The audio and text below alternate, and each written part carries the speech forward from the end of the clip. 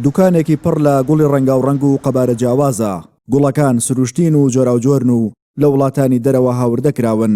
ماوەی زیاتر لە 3 ساڵە بەڕووی خوازیارانی گوڵداکراوەتەوە و ستافەکە داوای کڕیارەکان جێبەجێ دەکەن. ئێمە ستافێکین لێرە پێکەوە ئیشەکەین. ڕۆژانە لە کاتژمێر 8:30 تا 11 شەو دوکانمان هەیە. ئەم دوکانی گوڵی کە ئێمە هەمانە شەرت نییە تەنها گوڵی تیابێت. ئێمە کۆمەڵێک موادی کەش بەکارێنین بۆ منە بۆکسمان هەیە، میزەڵانمان هەیە، بابەتی دیاری مناسبەکان هەموویمان هەیە. پێویستی بە خزمەتکردن هەیە. ڕۆژانە ئەبێ خزمەتیان کە ئاویان بۆ بگۆڕیت. تەبعاً گوڵ شێوازێکی جوانی هەیە. ئەو شتش بە جوانی بمێنێتەوە ئەبێ خزمەتیکەی. فرۆشتنی گوڵەکان بە شێوەی چەپک یا لە نێو بۆکسدا دەبن تا بکرێنە دیاری. لە نێو گوڵەکانیشدا پارە و سوپرایزی دیکە ئەنجام دەدرێت. لە بۆکسەکە هێنین لەگەڵ گوڵ و زائیدەن ئەو شتێک هێنێ بۆ دیاریتر بۆ هەیە پارە ئەهێنێت، هەیە شێوازی دیاری کە ئەهێنێت تر شەرت نیشتا شێوازەکەی چۆن بێت ئێمە لەگەڵ گوڵەکە بۆی تەرتیبەکەی لە بۆکسەکە لە 100,000ەوە بیگرە هەتا ئاگاتە $5,000 زۆر زیاتریش هەبووە.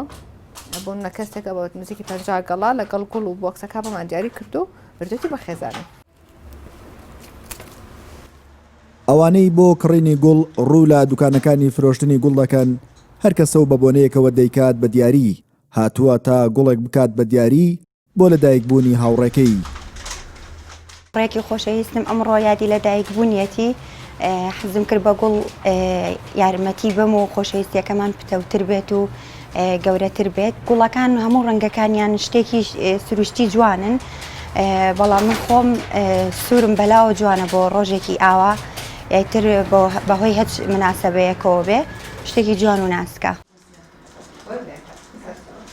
ئەم هاوڵاتیەش یەکێک لە ناسراوەکانی بووەتە خاوەنکاری تایبەتی خۆی. گوڵی بە دیاری پێشکەش دەکات تا پەیوەندیەکانیان پتەوتر بکات و هانی بدات بۆ بایەخدان بەکارە نوێیەکەی.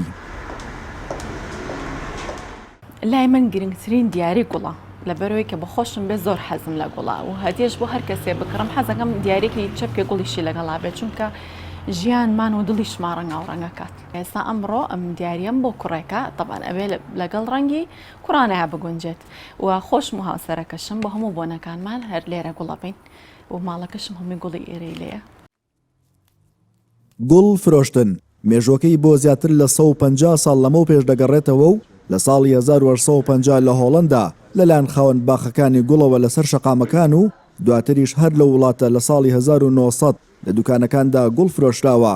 دواتریش گوڵ فرۆشتن بووەتە کارێکی جیهانی و لە هەرێمی کوردستانیشدا ژماری گوڵ فرۆشەکان ڕوو لە زیاد بوونە. گۆران لوقمان NRT سلێمانی.